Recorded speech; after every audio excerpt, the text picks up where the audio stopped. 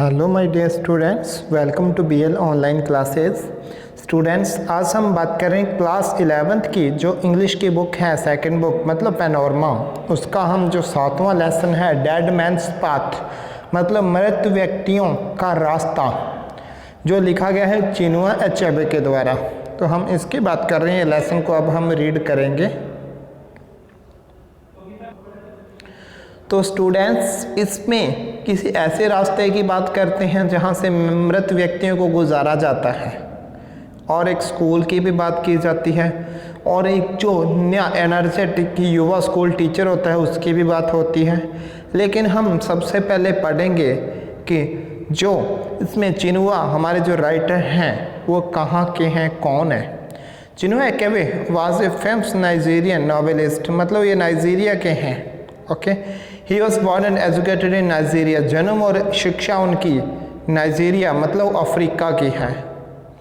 His most famous novel is things fall apart, famous novel है जो सबसे ज़्यादा फेमस है, थिंग्स फॉल अपार्ट है। अदर नॉवेल्स जिसमें बता रखे हैं, नाम क्या क्या बताएं, नो लॉन्गर एट इज, एर of God, man of the people and anthills of Savannah, ये चीज़ें बता रखी है। Achebe's writings express the Nigerian culture, ये नाइजीरियन कल्चर को ज़्यादा एक्सप्रेस करते हैं अपने राइटिंग्स में, specially the traditions of Igbo society. अब इनका ना इग्बो नाम से जैसे अपने समाज बोल देते हैं ना, जैसे हिंदू समाज, सिख समाज, मुस्लिम समाज, तो इनका इग्बो समाज है कोई। ज़्यादातर उनके परंपराएं जो ट्रेडिशंस है, रीति रिवाज उनके, वो ही उसमें दिखते हैं। मतलब जैसे कोई सिख है, कोई राइटर, तो वो क्या है अपने सिख रीति रिवाजों का ज़्यादा शो करेगा अपनी राइटिंग्स में। अगर कोई हिंदू है तो हिंदू रीति रिवाजों को शो करेगा। तो ये इग्बो जाति के हैं, तो ये इग्बो समाज के परंपराएं हैं, रीति रिवाज है, वो ही ज़्यादा शो करते हैं स्पेशल उसमें। The effect of Christian influence and the clash of Western and African values during the after the colonial era. Colonial era कहते हैं युग को। कॉलोनियल युग बोला गया जब आपस में युद्ध हुए, अंग्रेजों का प्रभाव पड़ा उनके ऊपर, तो उसके ऊपर भी ये काफ़ी कुछ लिखते हैं, या उसके ऊपर जो इग्बो सोसाइटी में जो चेंज आए उनके ऊपर काफ़ी रचनाएं हैं इनकी। तो स्टूडेंट्स, अब हम हमारा लेसन स्टार्ट करते हैं यहाँ से।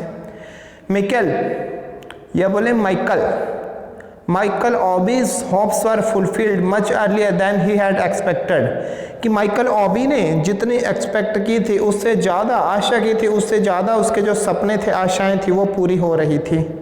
देखिए कैसे हो रही थी।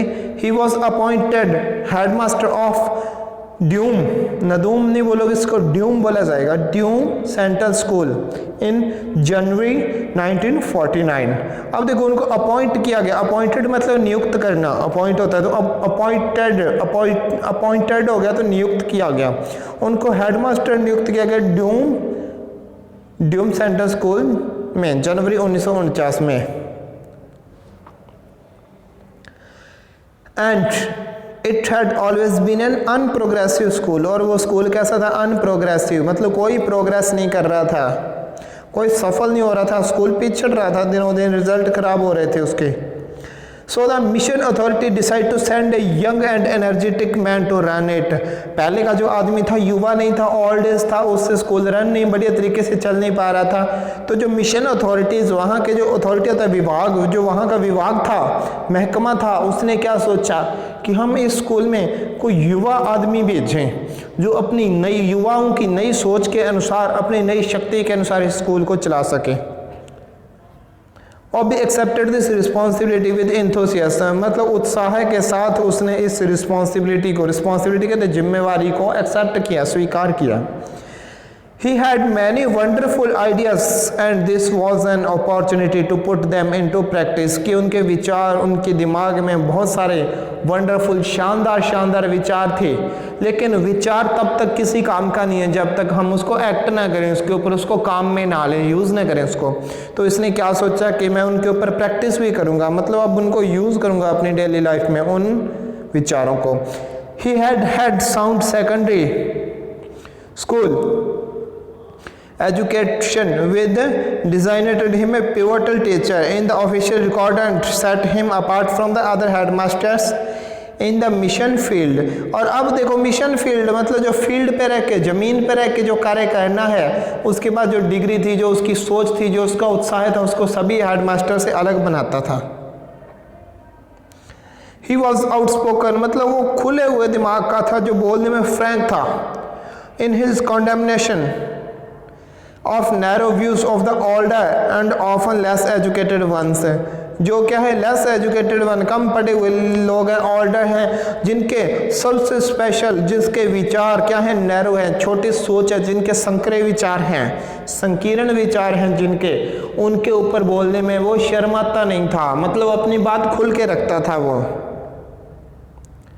We shall make a good job of it shan't we shall not we, मतलब हम इसको अच्छा कार्य बना देंगे, कितने शानदार तरीके से करेंगे इस काम को, स्कूल संभालने वाले काम को। वो कहते हैं he asked his young wife, मतलब वो अपनी युवा वाइफ से, पत्नी से कहता है, when they first heard the joyful news of his promotion, कि पहले तो एक नॉर्मल टीचर था, वो जब उसको पता लगता है मेरा प्रमोशन हो गया, मेरे को हेडमास्टर बना दिया गया, तब वो खुश होके, इतनी अच्छी न्यूज़ सुन के खुश होके अपनी पत्नी से कहता है कि अब हम इस हेडमास्टर की जॉब को शानदार बना देंगे।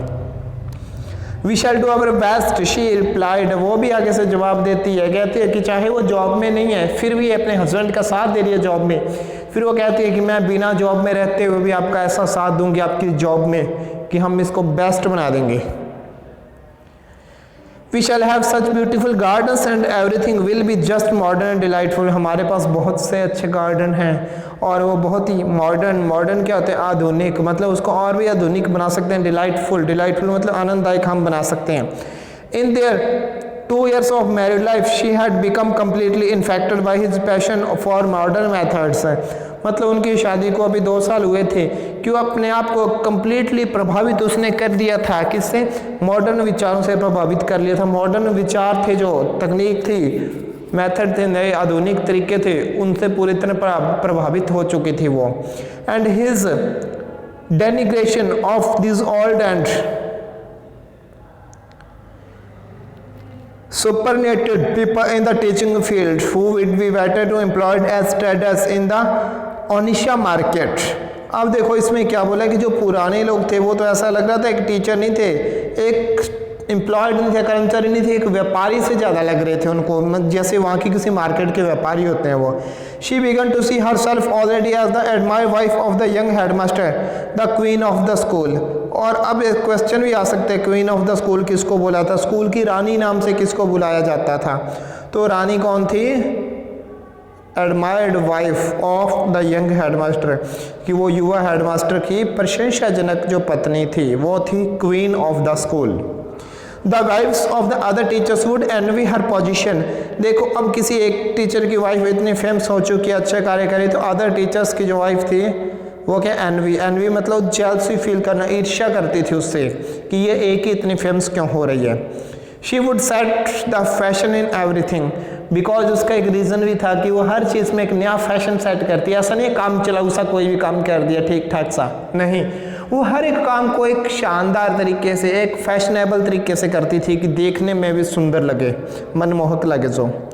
Then suddenly it occurred to her that there might not be other wifes, लेकिन फिर भी उनमें क्या है कि एक ऐसी चीज़ आई उनके मन में कि जो दूसरों के नहीं थी। Wavering between hope and fear, मतलब आशा और डर के बीच में घबराती हुई। शी आस्क्ड हर हस्बैंड, वो अपने हस्बैंड से पूछती है, लुकिंग एनेक्सली एट हिम, उसकी तरफ एनेक्सियसली क्या होता है, चिंता से उसकी तरफ देखते हुए क्या कहती है, we all our colleagues are young and unmarried, कि हमारे जितने भी कलीग्स हैं, साथी हैं, वो क्या युवा हैं, अनमैरिड हैं।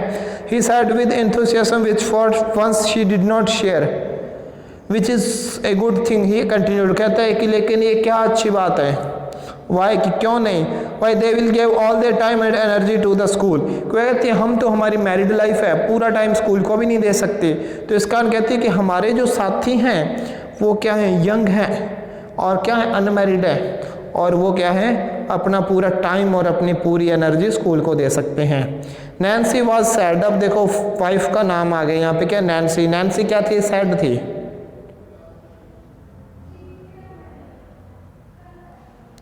नेक्स्ट देखें, फॉर ए फ्यू मिनट्स मतलब कुछ मिनट के लिए। She become doubtful about the new school but it was only a few minute. नए स्कूल के बारे में कुछ समय के लिए डाउटफुल होगी, लेकिन ये कुछ मिनट की ही बात थी। हर लिटिल पर्सनल मिसफॉर्चून क्या होता है, दुर्भाग्य। उसका जो छोटा सा खुद का दुर्भाग्य था, could not blind her to her husband's happy prospect का जो संभावनाएं, विचार के उनके जो हैप्पी खुशनुमा विचार थे उसके ऊपर कोई प्रभाव नहीं पड़ा। She looked at him as he sat folded up in a chair. जैसे वो फोल्डेड अप मतलब अपने घुटने मोड़ के चेयर के अंदर बैठ गया तो उसकी तरफ देखती है। ही वॉज टूप शोल्डर्ड मतलब वो थोड़े झुके हुए कंधों वाला। लुक्ड फ्रेल दुबला पतला दिखने वाला आदमी था जो प्रिंसिपल था, हेडमास्टर था। But he sometimes surprise people with sudden burst of physical energy है। देखो इतना कमजोर झुके हुए कंधे दुबला पतला सा आदमी, लेकिन लोगों को कई बार वास्तव में इतना सरप्राइज कर देता कि उसके अंदर शारीरिक ऊर्जा कहाँ से आती थी, इतनी ताकतवर कहाँ से हो जाता कई बार इतना। इन हिज प्रेजेंट पोस्चर मतलब इस प्रकार के उसकी मुद्रा में, हाउ है all his body strength seem to have retired behind his deep set eyes. मतलब जिस मुद्रा में पोस्चर में वो बैठा हुआ है तो उसको ऐसा लगता है जितने भी उसकी बॉडी की जो ताकत है, शक्ति है, उसकी गहरी गहरी उन आंखों के बीच में, आंखों के पीछे जा चुकी है। मतलब वो आंखों के अंदर कुछ देख रहा है, सोच रहा है, तो ऐसा लग रहा है सारी शक्ति उसने अपनी आंखों पे ही लगा रखी है।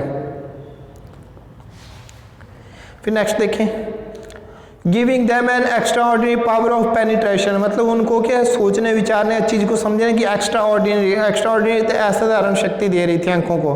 ही वॉज ओनली 26 वो सिर्फ 26 साल का था, बट लुक्ड 30 और मोर लेकिन जैसे शारीरिक बनावट थी तो 30 साल से भी ऊपर दिखता था। On the whole he was not unhandsome और लेकिन कुछ भी हो वो अनहैंडसम नहीं था, मतलब वो हैंडसम था, देखने में वो सुंदर था। तो स्टूडेंट्स आज की क्लास में इतना हो चुका है, कल हम बात करेंगे व्हाट आर यू थिंकिंग यहाँ से। तो आज के लेक्चर में इतना ही, मिलते हैं नेक्स्ट लेक्चर में, तब तक गुड बाय।